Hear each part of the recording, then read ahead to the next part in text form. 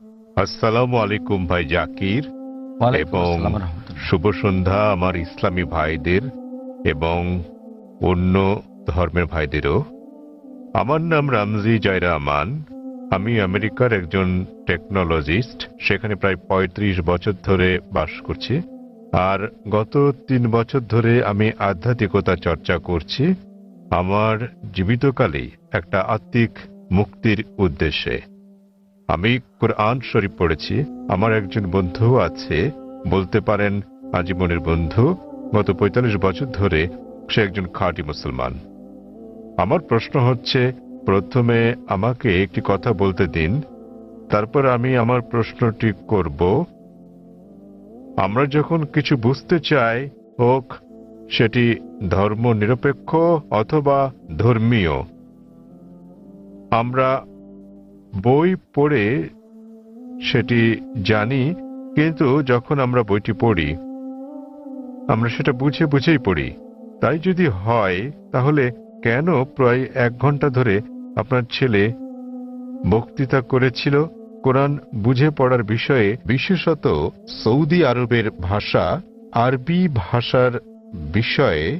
কেননা আমি যা অনুভব করি এবং চর্চা করি যে কোরআন ভাষার অনেক ঊর্ধ্বে, তো প্রত্যেক মুসলমানের আরবি ভাষা শিখতে হবে। বিষয়টা আমার কাছে কিছুটা জোর জবরদস্তিমূলক মনে হয়েছে। কোরআন কি তাই বলে? ভাই একটা ভালো প্রশ্ন করেছেন। বললেন যে তিনি আধ্যাত্মিকতা শিখতে চান এবং তিনি কোরআন পড়েছেন, কিন্তু তিনি বুঝতে পারেননি যে কেন একটা বক্তৃতা যা ফারিক নায়েক করেছিল আমার ছেলে কোরআন বুঝে পড়ার জন্য আরবি ভাষা শেখার গুরুত্ব নিয়ে, আর এটা কেন আবশ্যিক। আপনি যদি আমার ছেলের পুরো আলোচনাটা শুনে থাকেন, সে কখনো এটা বলেনি যে প্রত্যেক মুসলমানের জন্য আরবি শেখা আবশ্যিক। সে কখনোই বলেনি। আরবি জানাটা বেহেশতে যাওয়ার জন্য পূর্ব শর্ত নয়, কারণ আমি নিজেও আরবি জানি না। আমি নিজেও আরবি একটা ভাষা হিসেবে শিখিনি, এদিক সেদিকে একটু একটু বুঝতে পারি। আমি আরবি ভাষা জানি না, কিন্তু আমার ছেলে জানে, মাশাআল্লাহ। সে আমার চেয়ে ভালো জানে। সে কোরআন সরাসরি অনুবাদ করতে পারে, আমি পারি না। কিন্তু তার আলোচনায় যদি আপনি শুনে থাকেন, সে বলেছিল যে যদি আপনি আরবি না জানেন, কমপক্ষে অনুবাদটা পড়েন। তো তার বক্তব্য ছিল কোরআন বুঝে পড়া উচিত, আর প্রশ্ন ছিল আল কোরআন কি বুঝে পড়া উচিত, হ্যাঁ অথবা না? আর উত্তর ছিল হ্যাঁ। সে বলেনি যে একজন মানুষের আরবি জানা আবশ্যক। সে বলেছিল আপনার কমপক্ষে অর্থ বুঝে পড়া উচিত কোরআন। আর কোরআন বুঝে পড়ার সবচেয়ে ভালো উপায় হচ্ছে আরবিকে ভাষা হিসেবে শেখা। আপনি যখনই কোনো বই অনুবাদ করেন, কোনো সাধারণ বই অনুবাদ করতে গেলে অনুবাদটা কখনো ১০০% সঠিক হবে না। এটা হতে পারে ৮০%, ৯০%, ৯৯%। ভাষাটা যত বেশি কঠিন হবে, যত বেশি বিশুদ্ধ হবে, অনুবাদ তত বেশি কঠিন হবে। কোরআন হচ্ছে পৃথিবীর সবচেয়ে অনুবাদ অযোগ্য বই। তাই কোরআনের অনুবাদ কখনোই কোরআনের অনুরূপ হবে না, কারণ আরবি ভাষাটা এতই শক্তিশালী, এতই বিশুদ্ধ। আর এছাড়া এটা সর্বশক্তিমান আল্লাহ সুবহানাহু ওয়া তাআলার বাণী। এই কারণেই সর্বোৎকৃষ্ট উপায় হচ্ছে আরবিকে ভাষা হিসেবে শেখা। দ্বিতীয়ত, আপনি যদি আরবি ভাষা না জানেন, তাহলে সে বলেছিল যে ভাষাটা ভালো জানেন সেই ভাষায় অনুবাদটা পড়েন। আপনি ইংরেজি জানলে ইংরেজিতে পড়ুন, তামিল জানলে তামিলে পড়ুন, হিন্দি জানলে হিন্দিতে, বাংলায় জানলে বাংলায় কোরআনের অনুবাদ পড়ুন। সে যা বলেছিল তার মূল বক্তব্য ছিল কোরআন পড়ুন অর্থ সহকারে। এখন এই প্রশ্নটা একজন সাধারণ মানুষের পক্ষে খুবই স্বাভাবিক। আপনার প্রশ্ন ছিল কেন একজন মানুষ বলবে যে বইটি অর্থ বুঝে পড়ো? অর্থ তো বোঝাই গেছে। যখনই কোনো বই পড়া হয় সেটি তো অর্থ বুঝেই পড়া উচিত। কিন্তু আপনি বুঝতে পারেননি যে মুসলিম সম্প্রদায়ের মধ্যে দুঃখজনকভাবে, যেমনটা আমার ছেলে বলেছে, যে শতকরা ৮০%-এরও বেশি মুসলমান আরব নন এবং তারা আরবি ভাষা জানেন না। এখানে নবীর একটা হাদিস আছে, তিনি বলেছেন যদি তোমরা কোরআন তিলাওয়াত করো তো সওয়াব পাবে। সেই কারণে বেশিরভাগ মুসলিম যখন কোরআন পড়ে তারা আরবিতেই পড়ে, কিন্তু তার অর্থটা বোঝে না। তাই এটা পৃথিবীর সবচেয়ে বেশিবার পড়া বই, কিন্তু একই সাথে অর্থ না বুঝে সবচেয়ে বেশিবার পড়া বই ওইটি। তো আমার ছেলে বলেছিল আরবি অংশটা পড়ার পরে যা বেশিরভাগ অমুসলিমই বোঝেন না, অন্তত সেই অংশের অনুবাদটা পড়েন সেই ভাষায়, যে ভাষাটা আপনি ভালো বোঝেন। সে জোর দিচ্ছিল যে কোরআন নির্দেশনামূলক গ্রন্থ, এটি সর্বশক্তিমান আল্লাহর গ্রন্থ।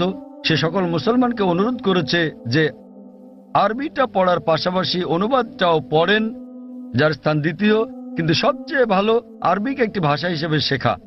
কেননা আপনি যদি আরবি জানেন এবং শুদ্ধ ভাষা জানেন, যা আমরা আমাদের স্কুলে শেখাই, ইসলামিক ইন্টারন্যাশনাল স্কুল বোম্বে এবং ইসলামিক ইন্টারন্যাশনাল স্কুল চেন্নাইতে, তাহলে সংযোগ সূত্র পেয়ে যাবেন এবং কোরআনের অর্থ বোঝাটা আরো ভালোভাবে হবে। আশা করি উত্তরটা পেয়েছেন। ধন্যবাদ। সেখানে কি কোনো অমুসলিম ভাই আছেন? হ্যাঁ হ্যাঁ ভাই, আপনার প্রশ্নটি করুন। শুভ সন্ধ্যা ডাক্তার সাহেব, আমি রাজা, একজন নির্বাহী অফিসার, চেন্নাই থেকে এসেছি।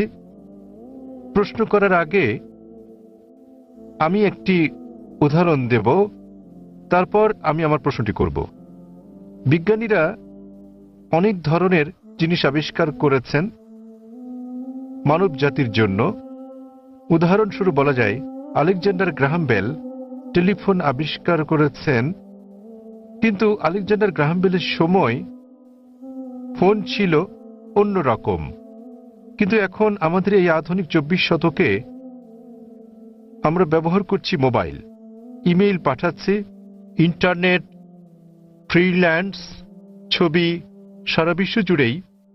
আমি যা বলতে চাইছি, মানুষ যাই সৃষ্টি করেছে তার কিছু অংশের পরিবর্তন হতে পারে, কিন্তু একটা ব্যাপার আমি বুঝি, তা হলো যদিও আমি একজন আধ্যাত্মিক মানুষ, তো এই সাপ্তাহিক চক্র অর্থাৎ সপ্তাহের 7 দিন, এটা সারা বিশ্বেই একই নিয়মে পালন করা হয়। হোক এটা ভারতে, আফগানিস্তানে, অথবা হতে পারে জার্মানি, ইউরোপ, মধ্যপ্রাচ্য, আফ্রিকা, যেখানেই হোক না কেন, প্রায় 600 কোটি মানুষ এই সাপ্তাহিক চক্রকে অনুসরণ করে, অর্থাৎ 7 দিন, রবিবার থেকে শনিবার। আমার মনে হয় ডাক্তার সাহেব, এই 7 দিনের সাপ্তাহিক চক্র কোনো মানুষের দ্বারা তৈরি হয়নি। আমি বুঝতে পেরেছি এই সাপ্তাহিক চক্র তৈরি হয়েছে সর্বশক্তিমান সৃষ্টিকর্তার হাতেই। আমি প্রশ্ন করতে চাই যে এই 7 দিনের চক্রের কথা কি কোনো ধর্মগ্রন্থে লেখা আছে? আর সাথে আরেকটি প্রশ্ন, সেটি হলো যে আল কোরআনে কি সৃষ্টির কোনো নিয়মের উল্লেখ আছে কিনা? এইটুকুই। ভাই একটা প্রশ্ন করলেন যে মানুষ যখন কোনো কিছু আবিষ্কার করে, উদাহরণ হিসেবে আলেকজান্ডার গ্রাহাম বেলের টেলিফোন আবিষ্কারের কথা বলেছেন, কিন্তু সময়ের সাথে সাথে এটা বদলাতে থাকে, আর এখন আমরা মোবাইল ফোন ব্যবহার করছি যা অনেকটাই ভিন্ন। এগুলো মানুষের সৃষ্টি, কিন্তু এই সাপ্তাহিক চক্র সারা পৃথিবীতে অনুসরণ করা হয়। এটা সর্বশক্তিমান আল্লাহর সৃষ্টি, সর্বশক্তিমান আল্লাহর সৃষ্টি, সেজন্য এটা সমগ্র পৃথিবীতে অনুসরণ করা হয়। তিনি জানতে চান যে এই পৃথিবীর এই আবিষ্কারের কথা কোরআনে অথবা আগের ধর্মগ্রন্থগুলোতে উল্লেখ আছে কি না। ভাই আপনাকে একটা কথা বলি, আমি আপনার সঙ্গে একমত। মানুষ যখন কোনো কিছু আবিষ্কার করে, সেটার বিবর্তন হতে থাকে, উন্নতি হতে থাকে, শুধুমাত্র আল্লাহরটা ছাড়া। আল্লাহ হলেন নিখুঁত, তিনি কিছু সৃষ্টি করলে সেটা নিখুঁতভাবে সৃষ্টি করেন, অথবা তিনি ধাপে ধাপে এটাকে উন্মোচন করতে পারেন, কারণ সৃষ্টির জন্য তিনি যেটা সৃষ্টি করেছেন মানুষের জন্য তারা বুঝতে নাও পারে। উদাহরণস্বরূপ তিনি অনেক নবী পাঠিয়েছেন। প্রথম নবী ছিলেন আদম আলাইহিসসালাম, এবং তারপর অনেক নবী পাঠিয়েছেন, 1,24,000। সর্বশেষ নবী মুহাম্মদ সাল্লাল্লাহু আলাইহি সাল্লাম, তিনি অনেক বাণী পাঠিয়েছেন, অনেক গ্রন্থ। কিছু কিছু গ্রন্থের কথা কোরআনে উল্লেখ আছে, তাওরাত, জবুর, ইনজিল, এবং সর্বশ্রেষ্ঠ কোরআন। এমন না যে সর্বশক্তিমান আল্লাহ কোরআনের সম্পর্কে জানতেন না। ওই সময় মানুষ সেই বার্তাটা গ্রহণ করার উপযুক্ত ছিল না, তাই মানুষের অনুধাবন ক্ষমতার উপর ভিত্তি করে তিনি একের পর এক গ্রন্থ পাঠিয়েছেন। যখন তিনি দেখলেন যে মানুষ এবার মর্ম বুঝতে পারবে, তখন তিনি সর্বশেষ চূড়ান্ত গ্রন্থ আর সর্বশেষ চূড়ান্ত নবী মুহাম্মদ সাল্লাল্লাহু আলাইহি সাল্লামকে পাঠালেন। এবার আপনার প্রশ্নে আসি, সাপ্তাহিক চক্রের ব্যাপারে। 7 দিন সমগ্র পৃথিবীতে অনুসরণ করা হয়। আপনি বলেছেন রবিবার থেকে শনিবার। এই 7 দিনের চক্র সারা পৃথিবীতেই আছে, কিন্তু এটা সব জায়গায় এক নয়। আপনি যদি যান কোনো মুসলিম দেশে, রবিবার ছুটির দিন নয়, শুক্রবার ছুটির দিন। তাই এটা রবিবার থেকে শনিবার নয়, এটা শুক্রবার থেকে বৃহস্পতিবার, কিন্তু এটা 7 দিনই। তো এই 7 দিনের চক্রটা একই আছে, দিনগুলো ভিন্ন হতে পারে, যেমন এইসব ছুটির দিন ইত্যাদি। আর একইভাবে আপনি যদি বাইবেল পড়েন, বাইবেলও 7 দিনের কথা বলে থাকে সৃষ্টিকালের ব্যাপারে। এমনকি ইহুদি ধর্মগ্রন্থ এই কথা বলা আছে, পবিত্র কোরআনে ওই কথা আছে, হাদিসে ওই কথা বলে থাকে। কোরআনে বলা আছে অনেক জায়গায় যে সর্বশক্তিমান আল্লাহ পৃথিবী তৈরি করেছেন 6 দিনে, 6টি পর্যায়ে। এ ব্যাপারে পবিত্র কোরআন এবং অন্যান্য ধর্মগ্রন্থ প্রায় একই কথা বলা আছে, কিন্তু ভালোভাবে দেখলে অনেক পার্থক্য আছে। কোরআন যেভাবে বলেছে তা অনেক বেশি বিজ্ঞানসম্মত, অন্যান্য ধর্মগ্রন্থের কথা অতটা বিজ্ঞানসম্মত নাও হতে পারে। উদাহরণস্বরূপ বাইবেলে এই ব্রহ্মাণ্ডের সৃষ্টি বিষয়ে বলা আছে, সেখানে বলা আছে সর্বশক্তিমান ঈশ্বর 6 দিনে পৃথিবী তৈরি করলেন এবং 7ম দিনে বিশ্রাম নিলেন। এর মানে ঈশ্বরেরও বিশ্রামের প্রয়োজন হয়। কোরআনও বলে যে সর্বশক্তিমান আল্লাহ 6 দিনে পৃথিবী তৈরি করলেন, কিন্তু এটা বলেন যে 7ম দিনে বিশ্রাম নিয়েছেন। কেন? কারণ পবিত্র কোরআনে আছে সূরা বাকারা অধ্যায় নম্বর 2 আয়াত নম্বর 255, এটা আয়াতুল কুরসি। আল্লাহু লা ইলাহাল হাইয়ুল কাইয়ুম লা তাখুযু সিনাতুন ওয়া লা নাওম লাহু মা ফিস সামাওয়াতি ওয়া মা ফিল আরদ। যে তিনি চিরকালীন, তিনি সর্বশক্তিমান, তিনি একক, কোন তন্দ্রা তাকে স্পর্শ করে না, তার বিশ্রামেরও দরকার নেই। সর্বশক্তিমান আল্লাহর কোনো ঘুমের প্রয়োজন নেই, তার বিশ্রামেরও প্রয়োজন নেই। তাহলে তার বিশ্রামের প্রশ্নটা আসে কি করে? তাই অনেক কিছুতেই মিল পাওয়া যাবে, কিন্তু সব নয়। কেউ যদি বলে যে ঈশ্বরের বিশ্রাম প্রয়োজন, যেমন আমি বা আপনি আমাদের মানুষের বিশ্রাম প্রয়োজন, সর্বশক্তিমানের কোনো বিশ্রাম প্রয়োজন নেই, তো এখানে পার্থক্যটা। বাইবেলে যা বলা আছে তা হলো 24 ঘন্টা করে 6টি পর্যায়, 24 ঘন্টার 6টি সময়। আমরা বিজ্ঞানীরা বলে থাকি যে 24 ঘন্টার 6টি দিনে এই পৃথিবী তৈরি করা সম্ভব নয়। তো বিজ্ঞানীরা বাইবেলের ওল্ড টেস্টামেন্টের এই বর্ণনার সাথে দ্বিমত পোষণ করেন। আর কোরআনের কথায় আসি, কোরআন কখনোই বলেনি যে সর্বশক্তিমান আল্লাহ 24 ঘন্টার 6 দিনে এটা তৈরি করেছেন। আরবি শব্দ ইয়াম, বহুবচনে আয়াম, যা কোরআনে উল্লেখ আছে, এর দুটো মানে আছে। ইয়মের একটা মানে হলো সাধারণ 24 ঘন্টার একদিন বলতে যা আমরা বুঝি, আর একটা মানে হচ্ছে পর্যায়। এটা যে কোনো দৈর্ঘ্যের হতে পারে, যেমন একটা যুগ। আর বিজ্ঞানীদের এটা মেনে নিতে কোনো সমস্যা নেই যে ব্রহ্মাণ্ড 6টি যুগে তৈরি হয়েছে, 6টি দীর্ঘ সময়ে, হতে পারে লক্ষ লক্ষ বছর ধরে, তাতে কোনো অসুবিধা নেই। এখানে পার্থক্যটা। জগতের সৃষ্টির রহস্যের ব্যাপারে কোরআনে শত শত আয়াত আছে জগতের সৃষ্টি রহস্য নিয়ে। আমি এটার উপর একটা লেকচার দিতে পারি, কিন্তু এখানে সময় নেই। আমি শুধু কয়েকটা উদাহরণ দেব। কোরআন পৃথিবীর সৃষ্টি রহস্য নিয়ে কি বলে তাই নিয়ে সেখানে অনেক কথাই বলা আছে, কিন্তু কোরআনে যা বলা আছে এর অধিকাংশই কোরআন নাজিলের সময় আমরা জানতাম না। কোরআন যখন 1400 বছর আগে নাজিল হয়েছিল, এসব কথা অজানা ছিল। উদাহরণস্বরূপ, আজ একজন বিজ্ঞানীকে জিজ্ঞেস করলে তিনি উত্তর দেবেন। আমরা যদি বলি যে কিভাবে পৃথিবীর সৃষ্টি হলো, তাহলে তিনি বলবেন যে প্রথমে এখানে ছিল একটি নীহারিকা, তারপর একটা গৌণ বিচ্ছেদ ঘটল, বিগ ব্যাং, যা থেকে জন্ম নিল ছায়াপথ, তারকামণ্ডলী, গ্রহসমূহ, সূর্য, এমনকি পৃথিবী যেখানে আমরা বাস করি। এটা কয়েকজন বিজ্ঞানী আবিষ্কার করেছিলেন প্রায় 35-40 বছর আগে। আর এটাকে বলা হয়ে থাকে বিগ ব্যাং, যেটা 40 বছর আগে আবিষ্কৃত হয়েছে। আর যেটাকে আজকে বিজ্ঞানীরা বলছেন বিগ ব্যাং, এটা কোরআনে বলা হয়েছে 1400 বছর আগে।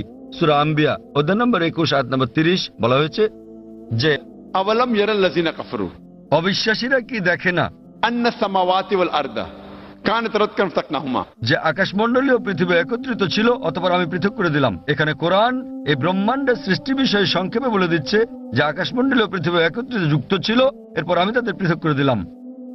আজকের বিজ্ঞানীরা সৃষ্টি রহস্য নিয়ে যা বলছেন তার নাম দিয়েছেন বিগ ব্যাং। এটা কোরআনে 1400 বছর আগে বলা হয়েছে। আমরা আগে মনে করতাম যে এই যে আমরা পৃথিবীতে আছি এটা সমতল। মাত্র কয়েকশো বছর আগে আমরা জানতে পারলাম, যখন স্যার ফ্রান্সিস ড্রেক 1557 সালে পৃথিবীটা নৌপথে ভ্রমণ করলেন, তিনি প্রমাণ করলেন যে পৃথিবী বর্তুলাকার। কোরআন এটা বলেছে 1400 বছর আগে। সূরা নাজিয়াত অধ্যায় নম্বর 79 আয়াত নম্বর 30। ওয়াল আরদা বাদা যালিকা দাহাহা, এবং তারপর আমি পৃথিবীকে তৈরি করলাম ডিম্বাকৃতি। আরবি শব্দ দাহাহা এর একটা মানে হলো প্রসারিত হওয়া, যেভাবে পৃথিবী প্রসারিত হয়েছে। আরেকটা মানে আরবি দুইয়া শব্দ থেকে এসেছে, যার মানে হচ্ছে ডিম। এটা কোনো সাধারণ ডিম নয়, এটা বিশেষভাবে বোঝায় উট পাখির ডিমকে। এবং আমরা জানি পৃথিবী একটা বলের মতো সম্পূর্ণ গোলাকার নয়, এটা দুই প্রান্তে একটু চ্যাপ্টা। এবং আমরা যদি একটা উট পাখির ডিমের আকৃতি চিন্তা করি, সেটাও আসলে বর্তুলাকৃতির। একবার চিন্তা করেন, কোরআন পৃথিবীর বর্তুলাকৃতির কথা বলেছে 1400 বছর আগেই। আগে আমরা মনে করতাম চাঁদের আলো তার নিজস্ব আলো। সম্প্রতি বিজ্ঞান থেকে জানতে পেরেছি 100 বছর বা 200 বছর আগে যে চাঁদের আলো তার নিজের আলো নয়, বরং সেটা প্রতিফলিত আলো। কোরআন এটা বলেছে 1400 বছর আগেই। সূরা ফুরকান অধ্যায় নম্বর 25 আয়াত নম্বর 61 যে সর্বশক্তিমান আল্লাহ আকাশে তৈরি করেছেন নক্ষত্রপুঞ্জ, আর সেখানে জেলে দিয়েছেন একটি প্রদীপ, সূর্য, যা তার নিজের আলোয় জ্বলে, আর চাঁদ জলে প্রতিফলিত বা ধার করা আলোয়। চাঁদের আলোর আরবি শব্দ হচ্ছে মুনির বা নূর, যার মানে হচ্ছে ধার করা বা প্রতিফলিত আলো। কিন্তু সূর্যের আলোর জন্য ব্যবহৃত হচ্ছে ওয়াহাজ, সিরাজ, দিয়া অর্থাৎ মশাল, গনগনে প্রদীপ, প্রজ্বলিত আলো, যা সূর্যের আলোকেই তার নিজস্ব আলো হিসেবে বোঝাচ্ছে। এখানে অনেক আয়াত আছে কোরআনে যা সৃষ্টি জগৎ বিষয়ে, জ্যোতির্বিদ্যা বিষয়ে বলে। আমি যখন ছিলাম স্কুলে আমি পড়েছিলাম যে সূর্য যদিও ঘুরে, এটা তার নিজের অক্ষে আবর্তন করে না, এটা নিশ্চল। কোরআনের সূরা আম্বিয়াতে বলে অধ্যায় নম্বর 21 আয়াত নম্বর 33, हुआ الذي खलक الليल والنهار আল্লাহ সৃষ্টি করেছেন দিন ও রাত, والشمس والقمر সূর্য এবং চন্দ্র, كل في فلك يسبحون। প্রত্যেকে তার নিজ কক্ষপথে বিচরণ করছে। কোরআন বলছে সূর্য এবং চন্দ্র আবর্তন করা ছাড়াও তাদের নিজস্ব অক্ষের উপর ঘুরছে। আর আজ বিজ্ঞানের এত উন্নতির পরে আমরা জানি যে আমরা একটা টেবিলের উপর যদি সূর্যের ছায়া দেখি, তাহলে আমরা দেখতে পাবো যে সূর্যের গায়ে কালো দাগ রয়েছে, এবং এই কালো দাগগুলো প্রায় 25 দিনে একবার সম্পূর্ণ আবর্তন করে, যা দিয়ে বোঝায় সূর্য প্রায় 25 দিনে একবার আবর্তন করে। আর এভাবেই কোরআন বলে আকাশের কথা যে এটা একটা ছাদের মতো। সূরা আম্বিয়া অধ্যায় নম্বর 21 আয়াত নম্বর 32। কোরআন পদার্থের প্রথম অবস্থার কথা বলে প্লাজমা। কোরআন বলে সূরা জারিয়াতে অধ্যায় নম্বর 51 আয়াত নম্বর 47 যে আমি এই বিশাল আকাশকে নির্মাণ করেছি, এই ক্রমবর্ধনশীল বিশ্ব যা আমরা সম্প্রতি জেনেছি। এভাবেই কোরআনের অনেক জায়গায় সৃষ্টি রহস্যের কথা বলা হয়েছে। কিন্তু লক্ষ্য করার মতো বিষয় হলো অন্যান্য ধর্মগ্রন্থের মতো অন্যান্য ধর্মগ্রন্থ যেমন বেদ, বাইবেল, সেগুলোও বলে থাকে সৃষ্টি রহস্যের বিষয়ে। সৃষ্টির বিষয়ে তাদের অনেক বক্তব্যই বিজ্ঞানের সাথে মিলে যায়, কিন্তু অনেক বক্তব্যই আবার বৈজ্ঞানিক প্রমাণের বিপরীতে অবস্থান করে। কিন্তু কোরআনের ব্যাপারে বলা যায় কোরআনে 6000-এরও বেশি আয়াত আছে, যার মধ্যে 1000-এর বেশি বিজ্ঞান নিয়ে কথা বলে। এবং পবিত্র কোরআনে এমন একটা আয়াত নেই যা প্রতিষ্ঠিত বিজ্ঞানের বিরুদ্ধে যায়। কোরআনের সাথে অন্যান্য ধর্মগ্রন্থের পার্থক্য হচ্ছে কোরআনের কোনো আয়াতই বিজ্ঞানের প্রমাণিত সূত্রের বিপক্ষে যায় না। এটা কোনো তত্ত্বের বিপক্ষে যেতে পারে, কারণ তত্ত্ব বদলে যায়, কিন্তু একটি আয়াত প্রতিষ্ঠিত বিজ্ঞানের বিপক্ষে যায় না। এই কারণেই কোরআন একটি অনন্য গ্রন্থ। আর বলা যায় এটি সর্বশক্তিমান আল্লাহর একমাত্র আসমানি কিতাব, একমাত্র ধর্মগ্রন্থ যা তার প্রকৃত রূপে এখন পর্যন্ত অবিকৃত আছে। এই কারণেই আপনি যদি সমস্ত ধর্মগ্রন্থগুলোকে বিজ্ঞান দিয়ে পরীক্ষা করেন, সবগুলোই ফেল করবে কোরআন ছাড়া। আর কোরআন হলো এই পৃথিবীর বুকে একমাত্র ধর্মগ্রন্থ যা বিজ্ঞানের পরীক্ষায় পাশ করবে। আশা করি উত্তরটা পেয়েছেন। আমার নাম নবীন, আমি টিসিএস এ কাজ করি। যখনই কোনো মুসলিম ধর্ম উপদেশ দেয়, তারা আল্লাহর নাম নিয়ে শুরু করে এবং মুহাম্মদের নামও বলে। তারা কেন যীশু খ্রিস্টের নাম বলে না, যিনি কিনা আল্লাহর একজন নবী ছিলেন? এবং আমার মনে হয় অনেকটা অজ্ঞতাবশতই মুসলিমরা যীশু খ্রিস্টকে নিয়ে কথা বলে, শুধু খ্রিস্ট ধর্ম নিয়ে কথা বলার সময়ই। তাহলে মুসলিমরা যখন কথা বলা শুরু করে, তারা কেন আল্লাহ এবং মুহাম্মদের নামের পর যীশু খ্রিস্টের নামও বলে না, যেহেতু তিনি নিজেও আল্লাহর একজন নবী ছিলেন? ভাই, খুব ভালো প্রশ্ন করেছেন যে যখন মুসলিমরা আলোচনা শুরু করে ইত্যাদি, তারা প্রথমে আল্লাহ সুবহানাহু ওয়া তাআলার নাম স্মরণ করেন, এরপর আল্লাহর রাসূল মুহাম্মদ সাল্লাল্লাহু আলাইহি সাল্লামের নাম নেন। কেন তারা নাম নেন না যীশু খ্রিস্টের, তার উপর শান্তি বর্ষিত হোক? আপনি মনে করছেন এটা করলে ভালোই হবে, যেহেতু আপনি জানেন যে ইসলামে যীশু খ্রিস্ট তারপর শান্তি বর্ষিত হোক, তিনিও আল্লাহ তাআলার একজন রাসূল ছিলেন, তিনিও ইসলামের একজন বার্তাবাহক। আল্লাহ কোরআনে বলেছেন সূরা ফাতির অধ্যায় নম্বর 35 আয়াত নম্বর 24, وإن من أمة إلا خلها فيها نذير। এমন একটিও জাতি বা গোষ্ঠী নেই যাদের প্রতি আমি সতর্ককারী পাঠাইনি। আল্লাহ বলেন সূরা রাদ অধ্যায় 13 আয়াত নম্বর 7, ولكل قوم هاد। এবং প্রত্যেক জাতির প্রতি আমি একজন সতর্ককারী, একজন পথপ্রদর্শক পাঠিয়েছি। নামানুসারে কোরআনে মাত্র 25 জন নবীর কথা উল্লেখ রয়েছে, কিন্তু আমাদের প্রিয় নবী মুহাম্মদ সাল্লাল্লাহু আলাইহি ওয়াসাল্লাম বলেছেন, সহিহ হাদিসের উল্লেখ আছে, এটা মিশকাত আল মাসাবিতে, যে আমাদের প্রিয় নবী বলেছেন যে 1,24,000 পয়গম্বর পাঠিয়েছেন আল্লাহ সুবহানাহু ওয়া তাআলা এই পৃথিবীর বুকে, কিন্তু কোরআনে কেবল 25 জনের নামই পাওয়া যায়। আদম, ইব্রাহিম, মুসা, যিশু, মুহাম্মদ, তাদের সকলের উপর শান্তি বর্ষিত হোক। তো ভাই, আমি যদি আপনার কথা মেনে নেই যে আমাদের নাম উল্লেখ করা উচিত সকল নবী রাসূলদের, তাহলে 1,24,000 নবী রাসূলগণের নাম নিতে না পারলেও অন্তত কোরআনে বর্ণিত 25 জনের সকলেরই নাম নিতে হবে। তাহলে ভেবে দেখেন প্রথম বাক্যটি কত বড় হয়ে যাবে। আপনি যেটা বুঝতে পারছেন না তা হলো, যে সকল নবী রাসূল নবী মুহাম্মদ সাল্লাল্লাহু আলাইহি ওয়াসাল্লামের আগে এসেছিলেন তাদের পাঠানো হয়েছিল শুধু তাদের লোকদের জন্য, শেষ সময়ের জন্য। উদাহরণস্বরূপ কোরআনে আছে যীশু খ্রিস্ট তারপর শান্তি বর্ষিত হোক, এটার উল্লেখ আছে সূরা সাফ অধ্যায় নম্বর 61 আয়াত নম্বর 6, যে তাকে পাঠানো হয়েছিল বনী ইসরাইলের জন্য একজন দূত হিসেবে। এটা উল্লেখ আছে সূরা আলী ইমরানেও অধ্যায় নম্বর 3 আয়াত নম্বর 49, যে যীশু খ্রিস্টকে তারপর শান্তি বর্ষিত হোক পাঠানো হয়েছিল একজন দূত হিসেবে বনী ইসরাইলের সন্তানদের জন্য। সুতরাং মুহাম্মদ সাল্লাল্লাহু আলাইহি ওয়াসাল্লামের আগে যারা এসেছেন সকল নবী রাসূলগণকে পাঠানো হয়েছিল তাদের নিজেদের লোকদের জন্য, শেষ সময়ের জন্য। কিন্তু যেহেতু মুহাম্মদ সাল্লাল্লাহু আলাইহি সাল্লাম সর্বশেষ ও চূড়ান্ত নবী ছিলেন, তাকে শুধু আরব বা মুসলিমদের জন্য পাঠানো হয়নি, তাকে পাঠানো হয়েছিল সমগ্র মানব জাতির জন্য। এবং আল্লাহ বলেন সূরা আম্বিয়া অধ্যায় নম্বর 21 আয়াত নম্বর 107, وما أرسلناك إلا رحمة للعالمين। আমি তো তোমাকে রহমত হিসেবে প্রেরণ করেছি সমগ্র পৃথিবীর জন্য, সমগ্র সৃষ্টি জগতের জন্য, সমগ্র মানবতার জন্য।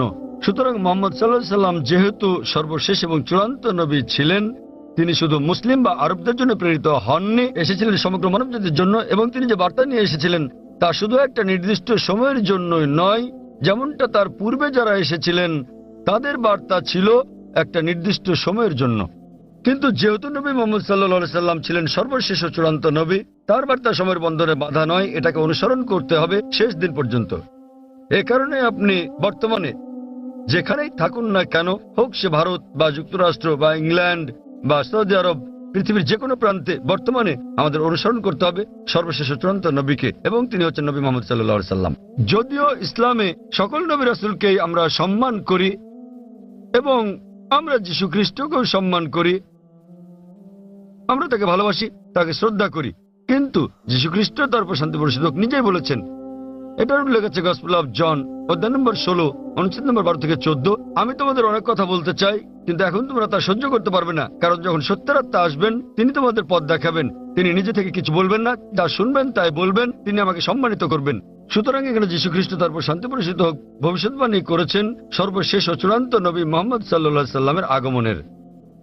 এই কারণে আমরা বিশ্বাস করি যে যীশু খ্রিস্ট তারপর শান্তি বর্ষিত হোক এই পৃথিবীতে আবার প্রত্যাবর্তন করবেন, এবং খ্রিস্টানরাও এটা বিশ্বাস করে। তিনি যখন আসবেন তিনি নিজেও আনুগত্য করবেন আল্লাহ সুবহানাহু ওয়া তাআলার, এবং সর্বশেষ ও চূড়ান্ত নবী মুহাম্মদ সাল্লাল্লাহু আলাইহি সাল্লামের শিক্ষা মেনে চলবেন। তাই এটাই হচ্ছে কারণ যে যখন কোনো মুসলমান কোনো বক্তব্য শুরু করতে যায় অথবা শাহাদাত দেয়, প্রথমেই সে এক এবং একমাত্র আল্লাহ সুবহানাহু ওয়া তাআলার নাম স্মরণ করে, শুধু তিনি একমাত্র উপাসনার যোগ্য, আর কেউ নয়। এবং আমরা সর্বশেষ ও চূড়ান্ত নবী অর্থাৎ মুহাম্মদ সাল্লাল্লাহু আলাইহি ওয়াসাল্লামের উপর বিশ্বাস স্থাপন করি, কারণ তিনি এমন এক পয়গম্বর যার শিক্ষা দীক্ষা আজ অনুসরণযোগ্য। পূর্ববর্তী সকল নবী রাসূলগণ ছিলেন সময়ের গণ্ডিভুক্ত একটা নির্দিষ্ট সময়ের জন্য এবং একটা নির্দিষ্ট গোত্রের লোকদের জন্য।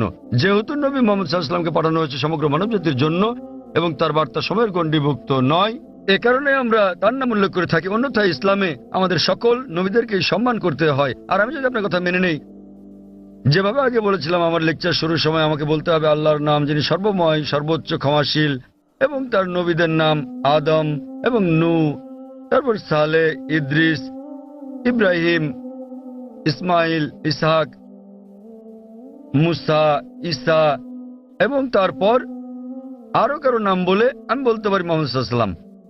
আমরা যখনই মোহাম্মদ সাল্লাল্লাহু আলাইহি ওয়াসাল্লামের নাম উল্লেখ করি অন্য সকল নবীরা হয়তো অন্তর্ভুক্ত হন, কেননা এই কিতাব পবিত্র কোরআন যা কিনা নাজিল হয়েছিল নবী মুহাম্মদ সাল্লাল্লাহু আলাইহি ওয়াসাল্লামের উপর, এখানে বলা আছে যে প্রত্যেক মুসলমানের দায়িত্ব আল্লাহ সুবহানাহু ওয়া তাআলার সকল নবী রাসূলগণকে সম্মান করা, এমনকি যদিও তাদের নাম পবিত্র কোরআনে উল্লেখ নাও থাকে। সুতরাং আমরা তাদের ভালোবাসি, তাদের সম্মান করি, কিন্তু আমাদেরকে নাম নিতে হবে সর্বশেষ ও চূড়ান্ত নবীরই, যেহেতু তার বাণী আজও অনুসরণ করা হচ্ছে। আশা করি উত্তরটা পেয়েছেন।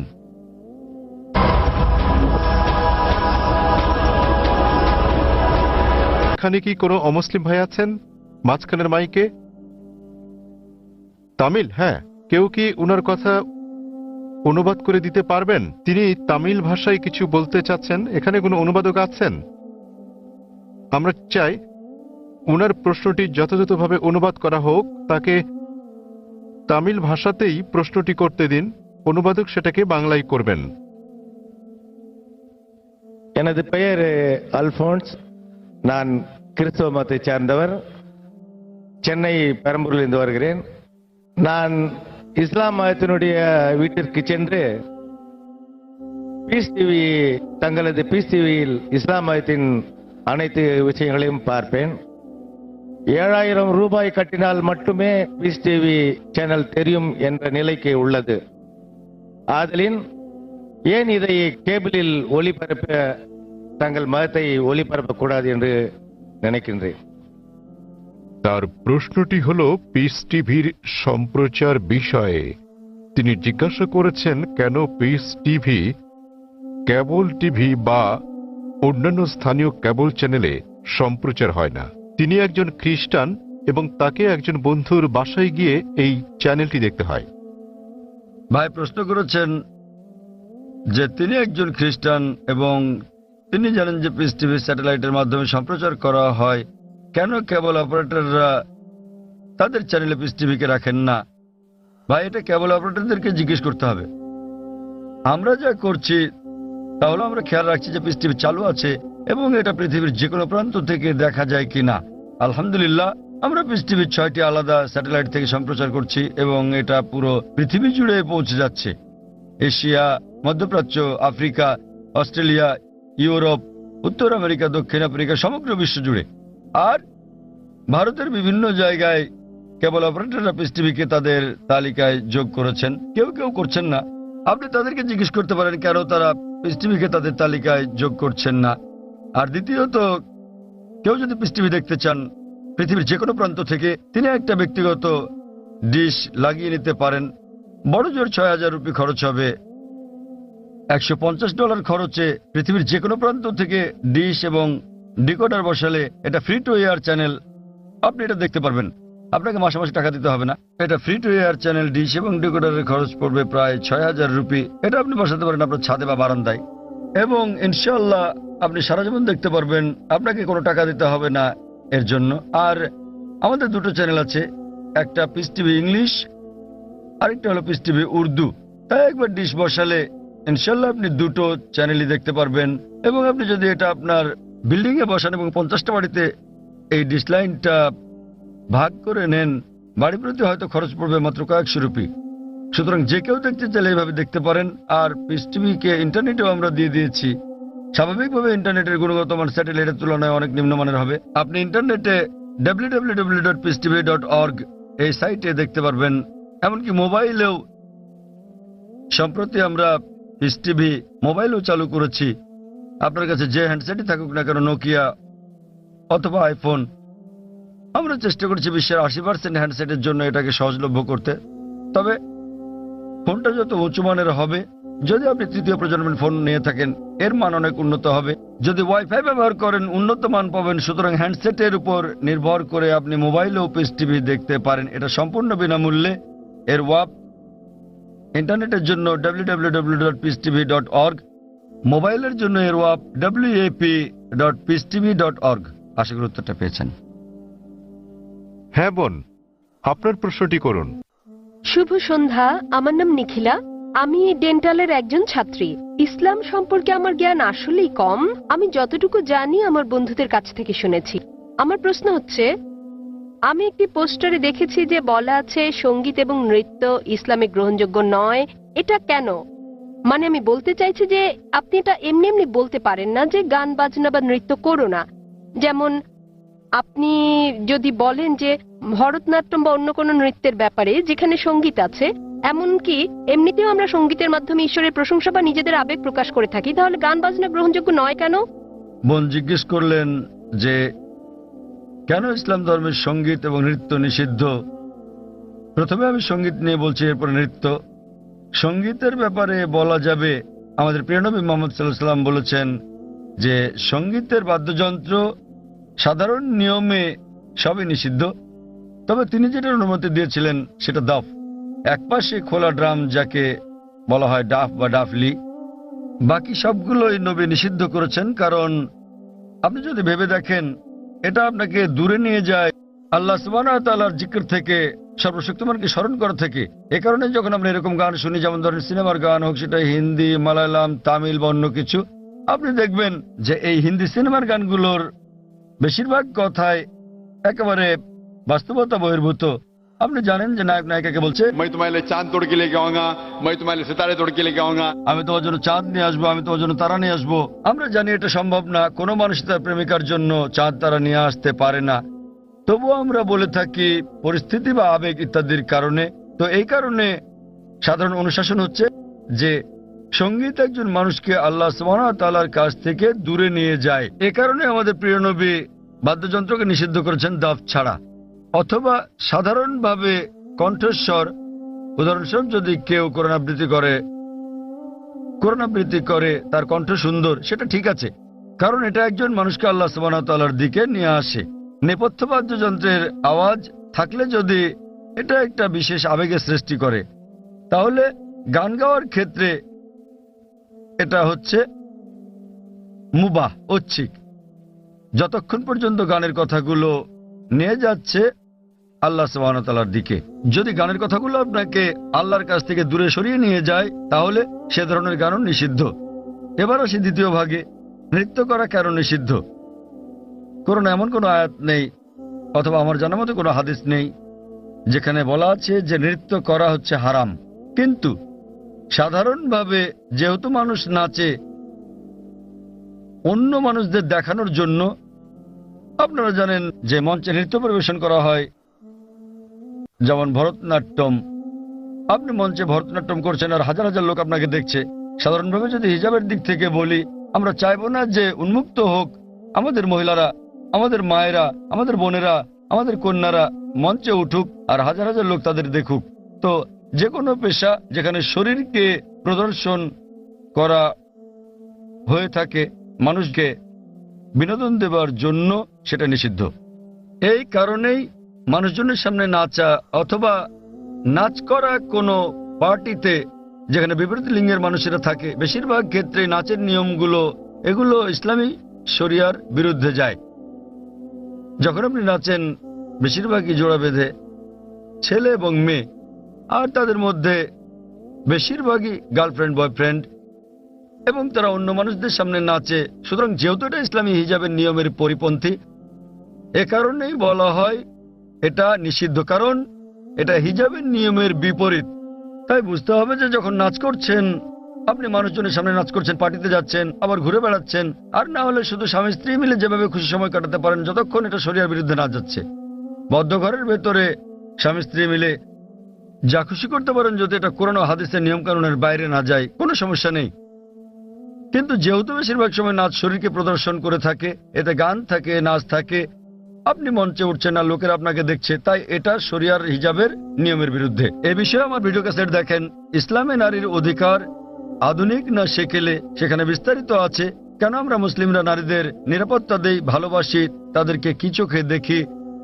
যেহেতু আমরা নারীদের ভালোবাসি, আমরা তাদের নিরাপত্তা দেই এবং আমরা তাদের প্রদর্শন করতে চাই না। এই কারণেই যে সমস্ত পেশায় প্রকাশ্যে গান গাওয়া বা নাচ করা অথবা মডেলিং এর ব্যাপার আছে, সেগুলো নারীর জন্য নিষিদ্ধ। আশা করি উত্তরটা পেয়েছেন।